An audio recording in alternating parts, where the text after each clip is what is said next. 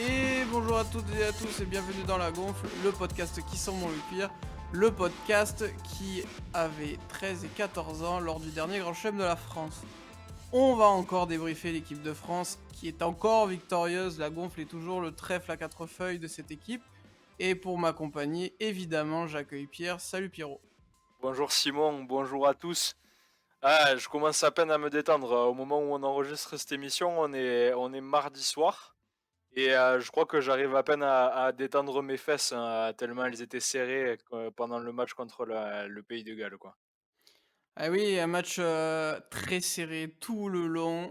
Une victoire courte 9-13 au Millennium ou au Principality Stadium, c'est comme vous préférez. La France a probablement vécu l'un de ses matchs les plus compliqués sous l'ère Galtier.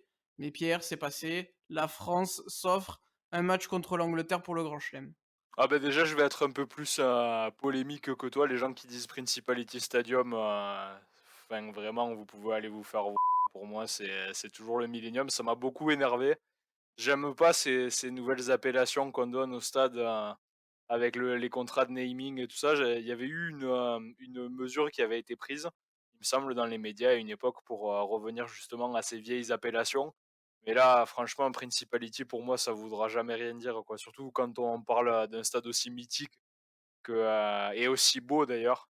J'ai des amis qui ont eu la chance d'y être pour le match contre la France. C'est toujours un spectacle magnifique avec le public et surtout les effets pyrotechniques dans ce stade. Enfin, on a vraiment vu un sacré spectacle samedi dernier contre le Pays de Galles, même si le score n'a pas été aussi fleuve qu'on peut l'avoir habituellement avec la France.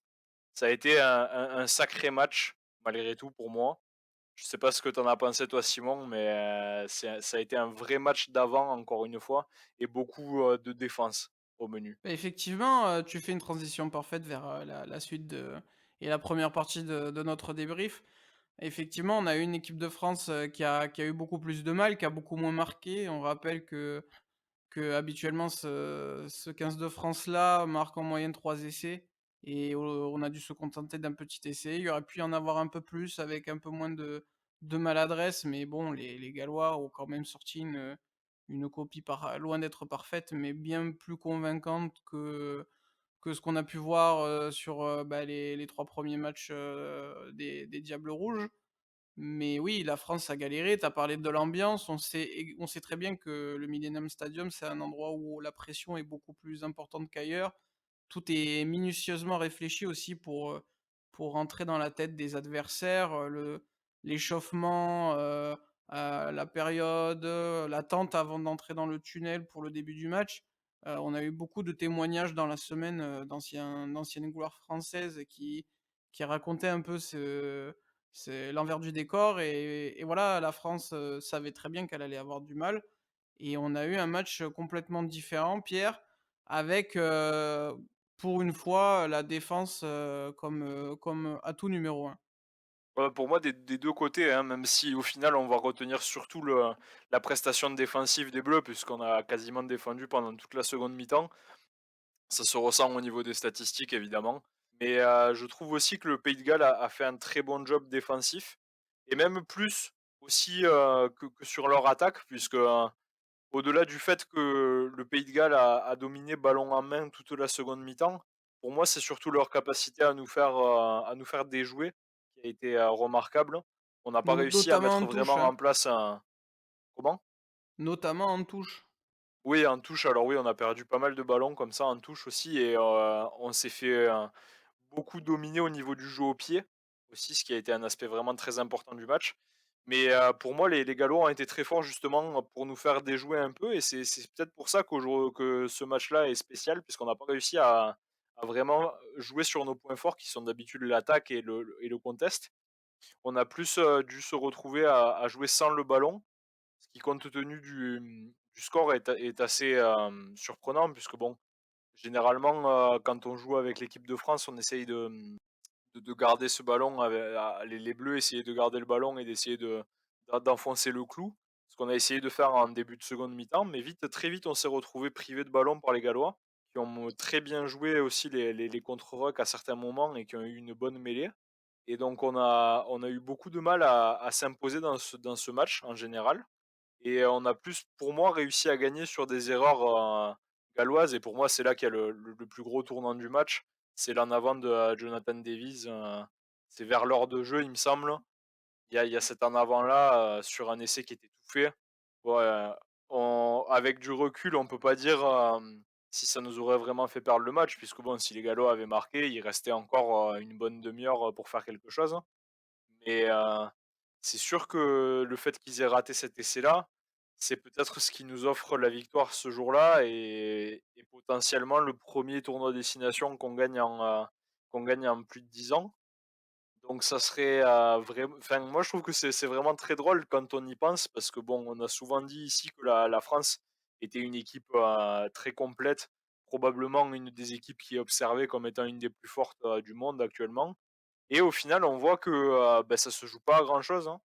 Parce que ce match-là, dans l'enfer du pays de Galles, dans leur rentrant, on a eu beaucoup de mal à mettre en place notre jeu, et on s'en remet à, un en avant de Jonathan Davies, et puis à une autre très, très bonne défense qu'il faut pas minimiser évidemment, qui a fait un match excellent et qui a pas laissé, un mètre à cette équipe, du pays de Galles, quoi.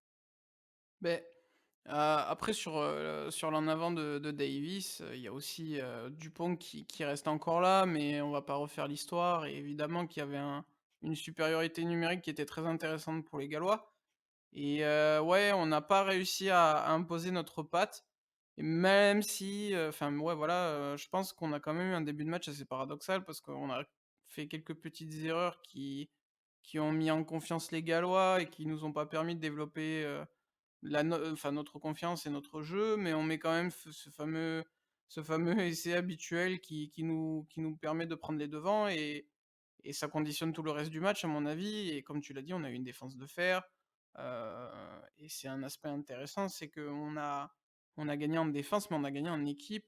On on en parle quand même depuis quelque temps, mais là c'est devenu flagrant et c'est presque, incontestable. On a une vraie équipe, on a un vrai collectif. Ça se voit d'ailleurs sur les fiches de match, hein, sur les feuilles de match, parce que Fabien Galtier n'a utilisé que 26 joueurs, alors que ça a été un mal français pendant la dernière décennie et au début de celle-ci, de faire tourner, beaucoup trop l'effectif. Là, on sent vraiment des automatismes en défense parce qu'il n'y a pas eu en tout cas, en premier rideau, on reviendra sur, le jeu au pied comme tu disais, on va y revenir un peu tout à l'heure. Personnellement, j'ai quelques petites choses à dire là-dessus, mais, on a trouvé vraiment, des gars qui sont heureux de jouer ensemble, qui sont prêts à se sacrifier, les uns pour les autres et c'est magnifique de voir un tel jeu parce que évidemment qu'on aime voir du rugby champagne Pierre, mais quand il y a un esprit rugby, une camaraderie entre les joueurs et que les mecs, se battent comme s'ils défendaient, une meute de loups ou leurs propres frères, c'est ce qui donne le plus les frissons dans ce sport. Mais il y a qu'à voir la réaction des Gallois dans les médias, notamment celle de Dan Bigard qui a expliqué que, selon lui, les Gallois avaient été meilleurs. Je pense que ce genre de victoire-là, encore plus à l'extérieur, les victoires étriquées comme ça, et surtout dans un scénario comme celui qu'on a pu voir avec un bloc défensif français impénétrable en seconde mi-temps, à part, du coup sur la percée de Jonathan Davis. Je pense que c'est encore plus beau et écœurant pour l'adversaire que de leur en passer 40. Parce que, on leur a montré aux Gallois que, même quand on parce que ce qui fait la France, ce qui fait la force, du 15 de France pour moi, c'est notre capacité à mettre en place un rythme et à étaler notre talent et notre palette technique au jeu en attaque. Là où on a été fort, c'est qu'on a dominé la première mi-temps. On a joué la première mi-temps, on s'en est bien sorti, même si le score, du coup, est resté le même en seconde. Personne n'a réussi à marquer dans la seconde mi-temps, mais dans la première mi-temps, on a été devant. Dans la seconde mi-temps, on les a laissés jouer, volontairement ou involontairement, hein. Ils ont sûrement voulu, jouer le ballon plus que nous évidemment, parce qu'ils couraient après le score.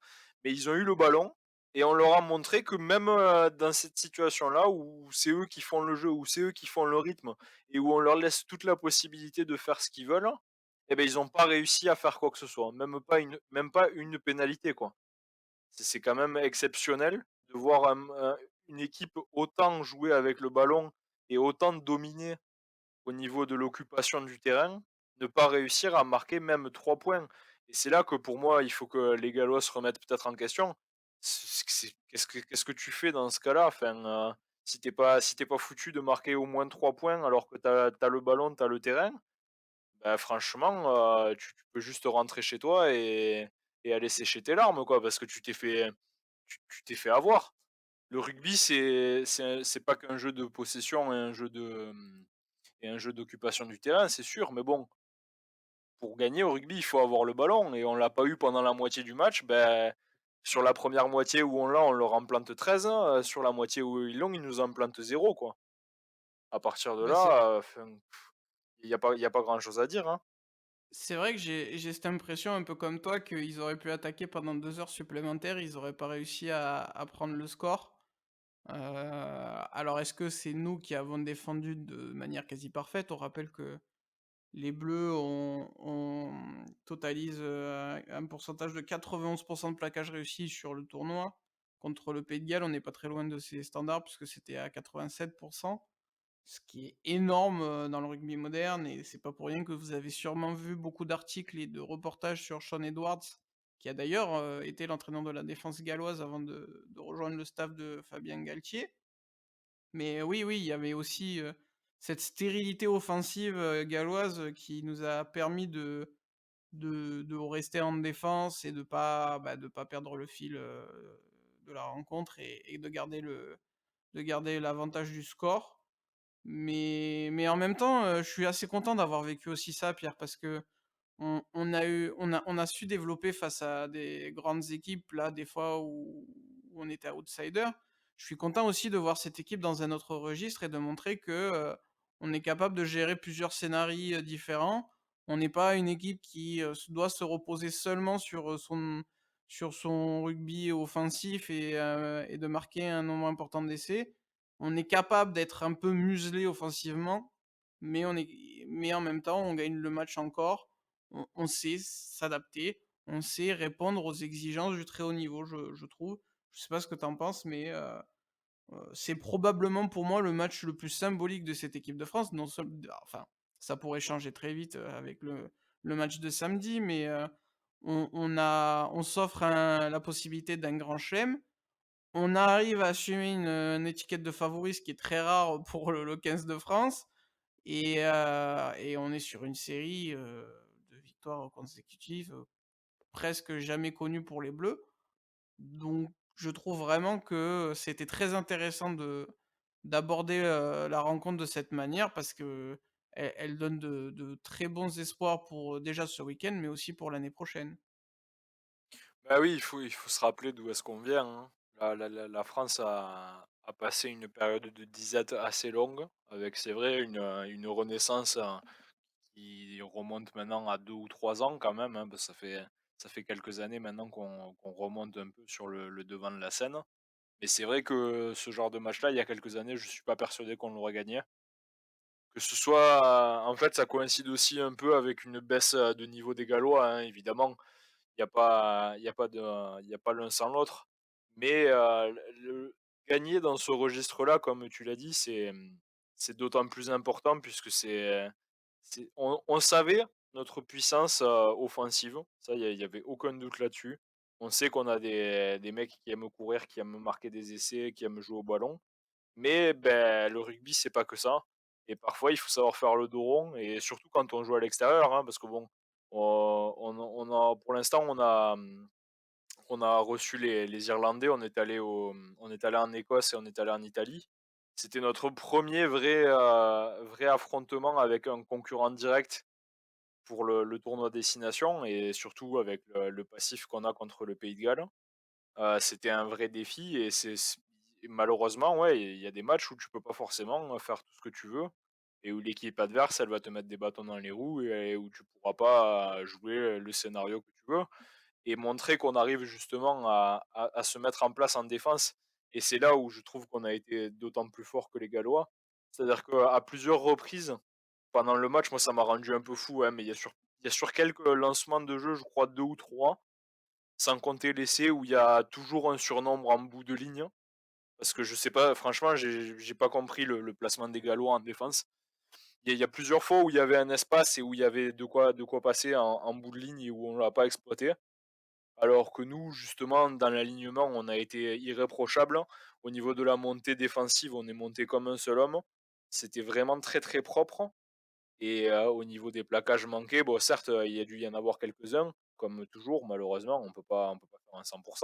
Mais j'ai trouvé qu'on avait été très héroïque et qu'on s'était bien battu de ce point de vue-là et c'est d'autant plus écœurant pour l'attaque galloise parce que, ouais, comme tu l'as dit, moi je pense que si on avait joué encore, si on avait été au bout des 100 minutes comme la dernière fois où on a joué contre les Gallois avec, je sais plus en quelle année c'était, ça je crois que c'était en 2016 ou quoi, ou ce fameux match qui avait duré jusqu'à 1 minute à 3 chiffres.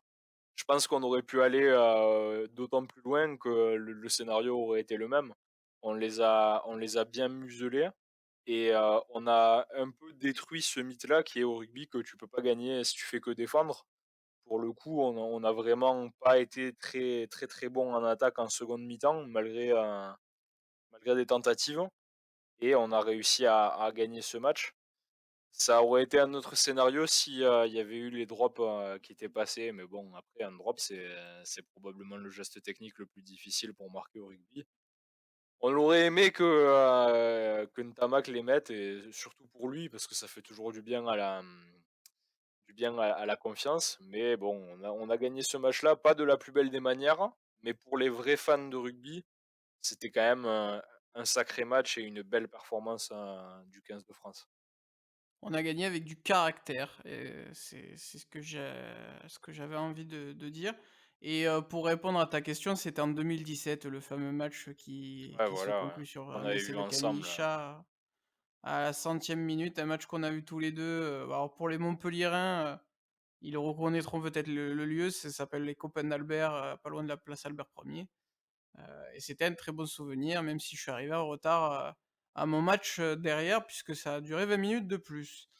Et pour reprendre aussi ce que tu disais, le surnombre, en fait, j'ai l'impression que tout simplement, il y avait un Gallois au sol toutes les 5 minutes tellement on les a cognés et ils ont quand même eu, plusieurs protocoles commotion durant le match.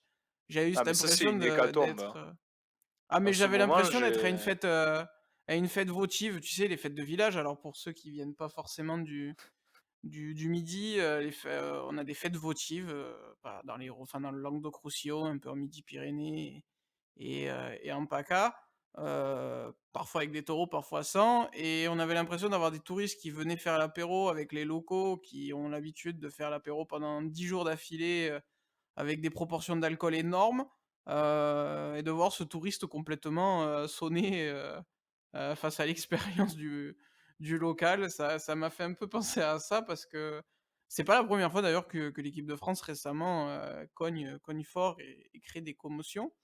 Mais voilà, ça me faisait, penser à ça. ah non, mais ça, en ce moment, c'est quand même impressionnant. Je sais pas si c'est juste qu'on y fait plus attention ou si c'est que l'accompagnement est mieux réalisé. Mais, pour avoir regardé, bon, la plupart des matchs du tournoi destination parce que j'ai pas grand-chose de mieux à faire, hein, le week-end, je trouve qu'il y a énormément de blessés et notamment de blessés à la tête, sur les matchs. Ça devient, alarmant, hein, un peu pour moi. Ouais, il y a un peu de tout. Il y a un peu, je pense que c'est physiquement, les mecs, sont de plus en plus forts et ça fait de plus en plus mal. Et effectivement, peut-être que l'arbitrage est un peu plus, attentif à tout ce qui se passe, au niveau de la tête. Donc, il doit y avoir un mélange de tout cela et en soi, c'est bien de faire attention aux joueurs parce que quand on peut voir les témoignages comme Steve Thompson, l'ancien talonneur champion du monde anglais, qui se souvient même pas de son titre. C'est quand même, terrible et voilà, il y a autant des fois les cartons, rouges notamment, sont très sévères et il faut pas non plus, déconner. Autant pour la santé des joueurs, les commotions, c'est bien qu'il y ait ce protocole et on devrait même peut-être le rendre, mondial plutôt que de le laisser être géré par les fédérations parce que bah, il y a des fédérations comme, je pense à l'Irlande, hein, Pierre, où Johnny Sexton, a tapé des sacrées commotions et on le laissait jouer et on voit que le monsieur d'ailleurs vieillit, un peu plus rapidement que la moyenne et voilà, j'espère qu'il finira pas trop mal, à cause de Ah, ça. il a annoncé cette semaine qu'il prendrait sa retraite après la coupe du monde, que ça s'arrêterait là pour lui. Ouais, ça sera une grosse perte malgré tout, mais je pense que c'est la bonne décision. Je sais pas ce que toi t'en penses, mais Ah bah, non, non, mais faut qu'il aurait dû arrêter il y a très longtemps, hein. Personnellement, je pense que il met sa vie en danger de continuer, même si sa plus grosse erreur reste quand même d'avoir pensé qu'en France, le club où il fallait signer, c'était le Racing. Mais putain, c'est vrai qu'il est passé par le Racing, hein. J'avais presque ça oublié enlève cet plus d'espérance épisode, de quoi. vie pour moi qu'une commotion. Non, mais du coup, t'as parlé du rouge, tu parlé de carton rouge, qu'est-ce que tu as pensé toi du carton rouge? Il y avait carton rouge pour toi dans le match entre l'Angleterre et l'Irlande, Beh, il y a quelque chose, hein, on peut pas dire qu'il y a rien, et l'arbitre français, Ah, monsieur l'arbitre Reynal, je catalan, crois, Mathieu Reynal. Mathieu Reynal, c'est ça. Il prend la décision qui est la plus prudente, rien que pour son évaluation et pour le match. C'est juste dommage que c'est gâché un peu cette affiche, déterminante pour la suite du tournoi, mais bon, voilà, il est là pour assurer la protection des joueurs et pour éviter qu'il y ait une surenchère de plaquage, viril. Bon, je sais que toi, tu as dû trouver ça très sévère. Bah, moi ça me fatigue un peu parce que bon, je comprends l'idée qu'il y a derrière, le fait de sanctionner ce genre d'action et ce genre de plaquage-là qui est évidemment très, très dangereux. Et qu'il y a aussi sous cette idée-là que bon, si tu fais une faute très grave, eh bah, tu peux faire sortir le mec d'en face, même s'il est remplacé par un de ses collègues, bon, c'est quand même, un joueur en moins et que bon, il faut pouvoir aussi, compenser ça et que ça se mérite. Après, ça tellement un match, un carton rouge, je trouve, enfin, c'est malheureux. J'ai pas trouvé les Anglais fantastiques non plus. Il y a pas mal de choses à dire, sur ce match-là. Mais je pense que le match aurait été clairement différent s'il y avait pas eu ce carton rouge à la deuxième minute. Alors peut-être qu'il faudra avoir un débat un jour sur le fonctionnement du carton rouge. Je sais que dans l'hémisphère sud, ils sont passés sur un autre type de règlement où il y a un carton rouge qui dure 20 minutes. Alors bon, franchement, je sais pas si c'est une bonne idée non plus parce que franchement, 20 minutes, tu peux faire le dos rond et globalement ça peut être, selon le moment auquel tu le prends, pour moi, ça peut totalement servir à rien. Comme, pour moi les cartons jaunes avant la mi-temps par exemple, hein. Genre tu prends un carton jaune à la 30e, pour moi c'est comme si c'était rien passé globalement. Ou tu le prends à la 35e ou quoi, bon ça se passe bien généralement. Prendre un carton rouge, de 20 minutes, ouais, c'est pas pour moi c'est pas la meilleure sanction, mais c'est vrai qu'il y a souvent ce genre d'action où bon, tu peux pas dire, que l'arbitre, il prend pas la bonne décision, hein, parce que si tu lis la règle, bah, la règle, c'est la règle et contact à la tête, avec l'épaule ou sans l'épaule ou avec le bras, bon, c'est carton rouge à partir du moment où c'est contact avec la tête. Donc bon, c'est malheureux. Après, est-ce qu'il y a pas des joueurs qui le provoquent, hein? Ça va peut-être choquer certaines personnes ce que je dis, mais bon, c'est un raisonnement qu'on a parfois. Par exemple, je pense à, je sais plus quel match c'était un match de l'USAP et il y avait Acebes qui s'était fait, soulever par l'adversaire et il était retombé, sur la nuque, presque la tête. Et donc, l'arbitre avait commencé à discuter de l'intentionnalité d'Acebes qui avait probablement, volontairement essayé d'atterrir sur sa tête, hein, tel qu'on le connaît. Bon, ça s'appelle de l'escroquerie, mais tout le monde le fait au rugby, hein. Il y a toujours des mecs qui jouent comme ça. Bon, après, ouais, voilà, un contact avec la tête égale un carton rouge, bah, ça pousse certains joueurs à prendre des risques après aussi, à charger tête la première et tout ça. Donc bon, je sais pas si au final on rend service à la sécurité des joueurs qu'on prétend, protéger constamment. Bon, on diverge un peu, hein, on sort du débat sur les matchs, mais bon, ces cartons-là, c'est dommage et ça casse complètement des matchs qui pourraient être, vraiment plus intéressants à 15 contre 15, quoi. Bah, après, la malice des joueurs, elle aura toujours un temps d'avance sur le règlement, c'est le problème. Donc, là-dessus, je suis pas sûr qu'on puisse faire grand-chose. Mais, bah, écoute, je te propose, de promettre aux auditeurs aux viewers de YouTube de faire un épisode sur l'arbitrage. un épisode à mon avis qui sera très complet, très complexe, mais il y a tellement de choses à dire sur l'arbitrage dans le rugby et le fait que ça change trop souvent, que ce soit pas payant comme changement, heu, c'est vrai que ça mérite qu'on y prête un peu attention, surtout quand tu vois, bah, que ça a peut-être, changé le destin de ce week-end, hein, pour les Irlandais, pour les Anglais. Donc je te propose de faire un épisode arbitrage, peut-être avec un certain Vincent Rouge qui aurait pu être arbitre, à 15 comme à 13. Ouais, qui a fait une formation, pour devenir arbitre, de rugby à 15, ouais. Eh beh, Sacrément écoute, on courageux. l'embrasse et on lui fait cette invitation, puisqu'il nous écoute, de venir en parler avec nous. Pierre, pour revenir sur le tournoi et sur l'équipe de France, on va passer, à la question, importante. Est-ce que pour toi, c'était le match le plus dur à gagner?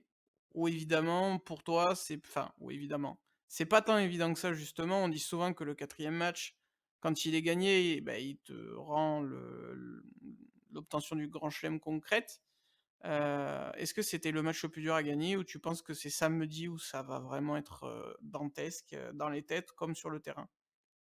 Alors pour moi, c'était le match le plus compliqué qu'on ait rencontré depuis vraiment très longtemps, à mon sens, où on n'est vraiment pas passé loin de le perdre d'ailleurs, pour moi, malgré tout et peut-être à mettre au niveau du match contre les All Blacks, en termes de difficulté où vraiment, même si on n'a pas eu la même opposition à mon sens, on a eu un match, d'un niveau presque équivalent. Après attention au match contre l'Angleterre. Même ils ont plus rien à jouer, il me semble, les Anglais, ils peuvent plus le gagner le tournoi, à part dans un scénario où, ouais, non, c'est plus possible pour les Anglais, ils sont à 10 points et l'Irlande est à 16, Non, donc c'est c'est fini. mort. C'est Ce mort sera pour les France ou Anglais, Irlande. c'est mort pour les Anglais, mais ils seront heureux de prendre notre scalp, si l'occasion se présente. Ça leur fera toujours plaisir et puis surtout, c'est même, ça sera un meilleur bilan comptable, pour l'Angleterre qui, quoi qu'il arrive, pourra sécuriser sa troisième place. Bon, ça va pas être un match facile pour plusieurs raisons, hein. On va en débattre. Mais pour moi, là où les Anglais ont été très forts contre l'Irlande, c'est notamment grâce à leur jeu au pied et à un enchaînement assez, dégueulasse de coups de pied à suivre et de chandelles qui font qu'on risque de se retrouver dans un match très compliqué. Puisque c'est jamais facile, hein, globalement, d'aller en dessous des ballons comme ça. Mais c'est une erreur qu'on a commis contre le Pays de Galles. Je crois que c'est Aldrit qui va pour récupérer un ballon, sous une chandelle et au final, il y a 3 mecs devant lui qui font écran. Bon, c'est des petites erreurs comme ça qui peuvent se payer très cher dans le genre de match comme celui qu'on va faire contre l'Angleterre, qui aime beaucoup ces ballons-là, qui aime beaucoup jouer au pied et qui va, à mon avis, jouer beaucoup sur cet aspect-là. Et ce qui a vraiment été notre difficulté pour le coup contre le Pays de Galles, où on a fait quelques erreurs sous des chandelles comme ça, et où on s'est vraiment fait avoir sur certains coups de pied des 50-22 notamment, qui contre l'Angleterre pourraient être très précieux et qui pourraient vite nous faire perdre le fil du match. Beh, j'ai même envie de te dire que, c'est ma plus grosse crainte là, tu parlais des 50-22, on s'est fait vraiment avoir sur la couverture du deuxième rideau. Après, c'est peut-être aussi ce qui nous a rendu forts, au 1er rideau, hein, on était impassibles. Peut-être que ça vient aussi de ça, hein, c'est peut-être un défaut affirmé de la part des Bleus, mais enfin, sur le jeu d'occupation au pied, et cette règle du 50-22, Dan Bigard s'est promené, face à nous. Ça nous a un peu mis en difficulté. C'est aussi pour ça qu'on a subi et qu'on a perdu, le duel de l'occupation, hein, parce qu'on avait, l'habitude d'occuper le terrain, même de posséder le ballon. En possession, on a que 47 pour 53 pour les Gallois et 46 d'occupation pour 54 pour les Gallois. Donc là, c'est vraiment pour moi le plus gros problème sur ce match et j'ai un petit peu peur, Pierre, parce que en face, on va affronter, une Angleterre qui joue avec un 5/8 puisque Marcus Smith occupe le poste de demi d'ouverture. En tout cas, c'est pour le moment, ce qui est prévu et Slade, a glissé au centre et offre, une patte, gauche, si je dis pas de bêtises, enfin même si c'est le pied droit, c'est pas si grave que Ça ça. change pas grand-chose, Heu, voilà, ils ont 2 bonnes armes au pied, même si c'est aussi notre cas, hein, ils ont 2 vrais ouvreurs de formation avec cette vista, du typique du numéro 10, qui peut nous faire mal. Je sais pas ce que tu en penses? Oui, le match sera clairement pas simple, hein, je pense. Après bon, on n'est pas à l'abri de toujours avoir une circonstance, comme un carton ou une grosse faute qui pourrait, changer complètement le cours du match. C'est sûr que c'est difficile au rugby de faire des prévisions comme ça. Après, ouais, moi, ce qui me fait surtout peur, c'est quand je regarde, la performance, du pack, du pack anglais contre l'Irlande, qui a fait un match, monumental à mon sens, hein. Vraiment, en mêlée, ils ont C'est été vrai. surtout la première ligne, ils ont écœuré l'Irlande alors qu'ils avaient un second de ligne en moins et qu'il y avait un arrière, un membre de la ligne des arrières qui devait venir dans la mêlée à chaque fois. Ils ont fait un match ces mecs, ils ont gagné des mêlées à l'heure de passer l'heure de jeu alors qu'ils passaient le match, ils étaient à 14 depuis la deuxième minute. Ils ont fait un match les avants anglais. Franchement, il va falloir faire attention, hein. Il faudrait pas qu'on se prenne une pluie, à Saint-Denis ce week-end et qu'on doive, faire un match d'avant parce que ça va être un vrai test ça aussi, hein. Parce qu'autant le pays de Galles a pas fait on n'a pas eu un très, très beau match, de mêlée notamment. Ça a pas été incroyable contre les Gallois. Autant là, contre l'Angleterre, il va falloir y être, hein, parce qu'eux, eux, ils y seront et Genge, Sinclair et tout ça, ils ont les crocs les mecs, hein. Ils vont pas complexer du tout face à notre première ligne, même si c'est des mecs impressionnants, quoi, hein. Et ils peuvent nous faire mal aussi en touche, où on n'a pas été excellent contre le Pays de Galles et ça va être une des Ah, mais clés il y du a match, hein, toujours, parce que ça Maro fait Itoje, partie quoi. bah, ça fait toujours partie des fondamentaux, la touche et tu gagnes avec tes fondamentaux ou du moins tu peux perdre à cause de tes fondamentaux donc là-dessus ça va être important, et néanmoins Pierre, je pense que, le débat de est-ce que c'est le match le plus dur, le Pays de Galles ou si ce sera l'Angleterre, franchement si l'Angleterre avait gagné, le débat, ne se posait même pas à mes yeux, le Pays de Galles aurait été le plus dur. Parce que, même si les Anglais peuvent gagner le tournoi, c'est pas la dimension du grand chelem alors que, bah, pour la les coéquipiers d'Antoine Dupont, c'est le cas, que ça fait très longtemps qu'on n'a pas gagné. Là, le problème, c'est que l'Irlande va jouer la finale à distance avec nous. D'ailleurs, on connaîtra leurs résultats avant, ce qui peut rajouter de la pression aux Français. On rappelle qu'il y a 2 points d'écart, ce qui veut dire que, si les Irlandais gagnent avec le bonus, il faut gagner. S'ils gagnent sans le bonus, bah, il faut pas perdre, en tout cas, c'est au minimum. Donc ça rend les choses déjà un peu plus enfin, il faut un peu plus calculer, donc ça c'est toujours un peu plus embarrassant.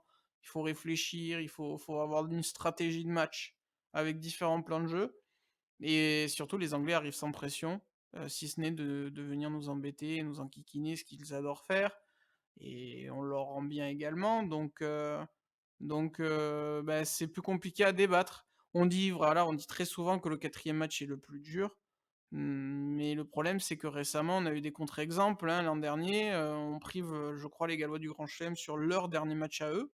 Nous on devait en rattraper un si je dis pas de bêtises et en 2017 c'est pareil, les Irlandais, à Dublin privent les Anglais d'un Grand Chelem il y a une tendance qui se confirme quand même que quand on en a gagné 4, on va chercher le cinquième. Mais plus on avance dans le temps, plus le sport plus le rugby est professionnel et minutieux dans toutes ses préparations, ses attaques, ses défenses, sur les tactiques, plus c'est compliqué d'affirmer cela. Donc je sais pas ce que tu en penses. Ça reste probablement le plus dur, mais c'est peut-être, on se rapproche du 50-50 à mes yeux. Qu'est-ce que t'en dis toi? Bah, c'est toujours la dernière marche pour moi, la plus difficile à passer, surtout quand on parle, de France-Angleterre. Même si c'est vrai que la semaine dernière, j'ai beaucoup parlé du fait qu'aujourd'hui la rivalité avec les Gallois était aussi très forte. Aujourd'hui, malgré tout, le match contre l'Angleterre, avec tout ce qui se passe autour, dans les médias, entre les anciens joueurs qui ont des histoires à raconter à chaque fois, enfin c'est un match spécial, le crunch et le fait que ça soit, bah, cette finale avec les Anglais qui ont rien à jouer, mais qui vont quand même pas baisser les armes, rapidement. Ah, je pense que ça risque d'être très difficile, notamment, au-delà du fait qu'on affronte les Anglais, ça va surtout être un match mental pour nous et un vrai test, psychologique puisque au final, le grand chelem, il est là. Il est au jour où on n'a jamais été aussi près. Heu, il est à 80 minutes, à la maison en plus, à 80 minutes, d'être dans nos bras et ben, c'est à nous d'aller le chercher et ça va vraiment être un match psychologique puisque je pense on a les armes pour y aller physiquement. Physiquement, et en termes de qualité, on peut y arriver, je pense. C'est pas insurmontable de battre les Anglais, mais il va falloir ne pas douter et ne pas rater des choses simples, ne pas faire des erreurs bêtes, il va falloir être très sérieux et c'est une question que j'aurais voulu te poser. À la place, de Fabien Galtier, toi, qu'est-ce que tu fais? Tu leur dis aux joueurs le score, tu les laisses savoir le score du match de l'Irlande ou tu les mets dans une espèce de bulle? Non, je leur donne, le score pour une simple et bonne raison, c'est que, un match quand il commence, les 2 équipes peuvent gagner. L'Écosse peut très bien créer la surprise en Irlande, même si c'est quand même, pas ils sont pas favoris, c'est quand même pas la tendance, mais voilà, un match nul ou une défaite irlandaise est possible et dans ce cas-là, il y a quand même cet objectif du grand chelem, mais tu te retires une certaine pression. Tu le match en sachant que tu vas gagner le tournoi, c'est sécurisé. Là, tu y vas pour rentrer plus dans l'histoire et te faire plaisir à, bah, célébrer ton trophée, autrement qu'avec une défaite. Donc oui, oui, moi je leur donnerai le résultat parce que de toute manière, je pense que, bah, l'Irlande va s'imposer, face à l'Écosse. Mais je vois aussi et ce sera ma question, on va conclure avec nos pronostics quand même, mon petit Pierre. Je vois la France gagner. Le choix de la raison me dit qu'on va quand même s'imposer d'au moins un essai d'écart, enfin d'avoir un essai d'écart, d'assuré. Mon cœur et mon émotion, voudraient que vu qu'on va en plus vivre le match tous ensemble, entre amis avec toi Pierre, notamment, j'aimerais bien qu'on soit peut-être un peu mené à quelques minutes de la fin, qu'on ait un cet essai libérateur, qui fasse exulter, le public francilien, qui j'espère sera au rendez-vous comme face à l'Irlande et pas comme, face à l'Italie. Moi, j'ai peur que la soirée tourne au vinaigre, hein, pour être honnête, hein. C'est pas pour moi, le fait de il y a beaucoup de gens qui vont penser que le fait qu'on joue en dernier comme ça à 21 heures, puisque bon, tous les matchs de la dernière journée ont lieu le samedi, que ça démarrera par, Galles-Italie à 15 heures, puis par Irlande-Écosse à 17h45 et puis nous en finale, en prime time. Justement, ça peut nous mettre cette pression sur les épaules, Ah, c'est clair, surtout hein. en sachant surtout si on sait le résultat du match Irlande-Écosse. Moi, moi, en tant que coach, si j'avais dû organiser les choses, en sachant ça, j'aurais créé une espèce de bulle, des joueurs vraiment sans qu'ils sachent, quoi que ce soit, concentrés sur le groupe, concentrés sur les mecs avec qui on est et que de toute façon, peu importe le résultat du France-Angleterre, l'important c'est de faire ce qu'il faut et que, même si l'Irlande venait à faire un faux pas et que l'Écosse, nous permettait de gagner le tournoi sans jouer, ça aura pas la même saveur et ça décevra énormément de gens de perdre contre l'Angleterre et que, malgré tout, même avec l'excellent tournoi qu'on fait jusque-là, et beh, perdre, sur la dernière marche comme ça peut vraiment casser la belle dynamique qu'on a mis en place et la confiance et l'amour qu'on peut voir, dans ce groupe et le soutien qu'ils ont tous les uns pour les autres et je trouverais ça dommage, de justement se contenter de peu, alors que, ça serait tellement plus beau, pas forcément de gagner, mais au moins d'avoir tout donné sans avoir calculé par rapport à la performance de l'Irlande. J'espère qu'on gagnera, c'est difficile à dire, hein, après. Les Anglais font un très gros retour et contre l'Irlande, ils sont pas passés loin de réussir à renverser le match, selon moi, même si le score ne trahit pas cette tendance. Il y a un moment pour moi vers l'heure de jeu où l'Angleterre peut vraiment prendre le dessus et finir le match en battant l'Irlande, à mon sens. Il va falloir être très, très fort, sur énormément de compartiments. Même si l'Angleterre est pas aujourd'hui une équipe extrêmement bien placée au classement, que ce soit dans le classement mondial ou, dans le classement du tournoi destination.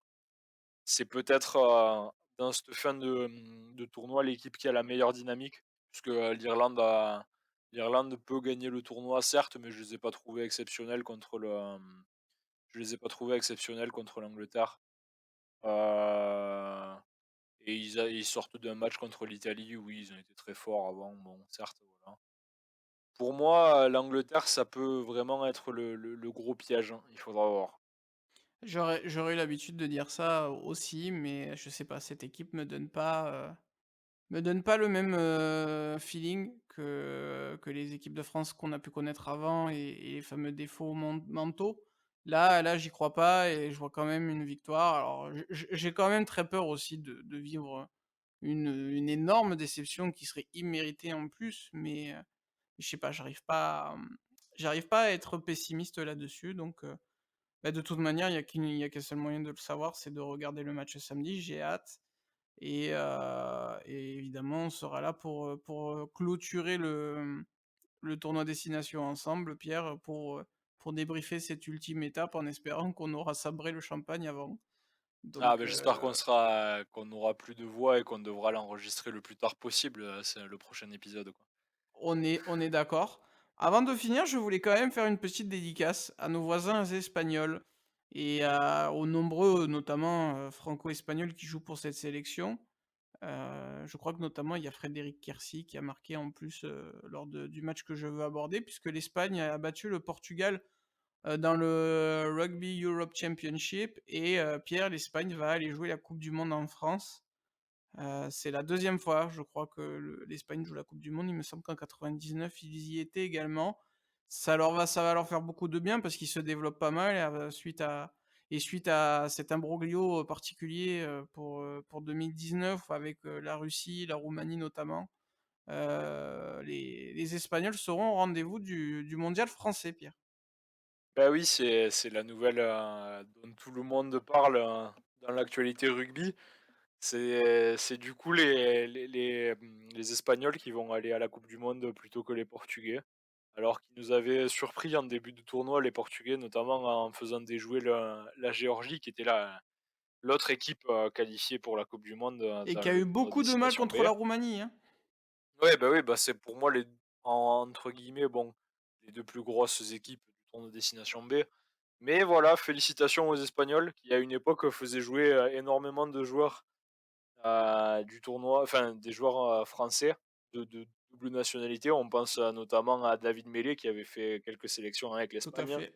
Il y avait eu Mathieu Belli aussi, entre autres, enfin énormément Lucas de Rubio aussi, joueurs je sais pas s'il y est encore. qui avaient choisi de jouer pour, leur deuxième nationalité. Lucas Rubio qui est aussi, le chanceux, petit copain de, Cécile Gray. On l'embrasse, hein, la chance qu'il a. Mais du coup, voilà, les Espagnols qui vont aller à la coupe du monde, c'était magnifique, hein, vraiment comme fête. Je regrette de ne pas avoir vu le match. Malheureusement, comme je le dis souvent, il faudrait vraiment que ce genre de match-là soit diffusé parce que, ça devait vraiment être un moment de sport et de rugby exceptionnel à vivre.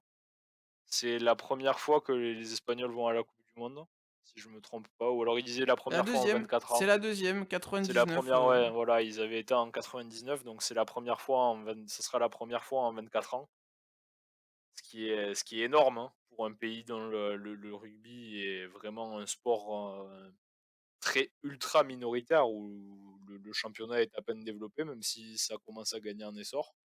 C'est, une très belle, nouvelle pour le rugby européen. Et on espère, peut-être que l'Espagne fera la surprise de cette coupe du monde et qu'ils arriveront à faire quelque chose. Ben, on leur souhaite et voilà, on tenait à les saluer, on est très content que le rugby, se développe dans plusieurs pays et qu'on ne voit pas, à chaque fois les mêmes équipes, notamment, bah, les petites parce que il y a un système de qualification qui facilite les choses pour les grosses équipes, mais, c'est très bien qu'on voit de différents pays pouvoir, aller jouer face à des équipes plus aguerries et voilà, on voulait les saluer donc c'est fait. Eh bien, ben, on vous laisse, avec le suspense jusqu'à samedi de savoir si la France va réaliser son premier grand chelem depuis 12 ans, ainsi que sa première victoire aussi du tournoi, quoi qu'il arrive en 12 ans. Merci Pierre d'être venu, ça c'est toujours un plaisir de faire ces débriefs avec toi. Ah bah, avec plaisir, hein, on se régale toujours de parler rugby ensemble. Exactement et puis, et bien on vous dit regardez du sport, notamment ce week-end. Faites aussi du sport s'il fait pas un temps horrible chez vous, sinon c'est aussi une source de motivation et de fierté d'aller sous la pluie, quand elle est là et on a moins envie d'aller faire du sport. Mais surtout, comme d'habitude, soyez heureux. Ciao, ciao.